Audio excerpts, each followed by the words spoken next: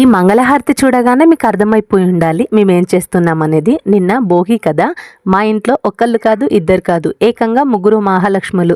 ఇంకా మా ఇంటి మహాలక్ష్ములకి మేము భోగి పళ్ళు పోయాలి కదా, సో అందుకోసమే భోగి పళ్ళు పోద్దామని అన్ని రెడీ చేసుకొని పిల్లల్ని కూడా ఇలా ముద్దుగా రెడీ చేసి కూర్చోబెట్టారు. కరెక్ట్గా పిల్లల్ని రెడీ చేసేటప్పుడే అనుకుంటా ఇన్స్టాగ్రామ్లో ఒక రీల్ కనబడింది. అది నిజంగా అసలు మా పిల్లల కోసమేనేమో అన్నట్టు అనిపించింది. అది గరికపాటి గారి మాటలు. అవి ఎలా ఉన్నాయంటే, ఇంట్లో ఆడపిల్ల ఉంటే మహాలక్ష్మి తిరుగుతున్నట్టు కాళ్ళకి పట్టీలు పెట్టుకొని చేతికి ఎర్రటి గాజులు వేసుకొని ఆ చిన్నటి కొప్పులో సన్నటి జాజిపూలు పెట్టుకొని పిల్లలు అలా తిరుగుతుంటే ఈ పట్టుబట్టలొద్దు ఈ పట్టుబట్టలు కావాలి అని పిల్లలు మారం చేస్తుంటే అని భలే చెప్పారు కదా. అవి నిజంగా మా పిల్లల కోసమే అన్నట్టు అనిపించింది. ఎందుకంటే మేము రెడీ చేస్తుంటే మా పిల్లలు కూడా అలాగే కాస్త అలిగారనమాట. భలే క్యూట్గా అనిపించింది.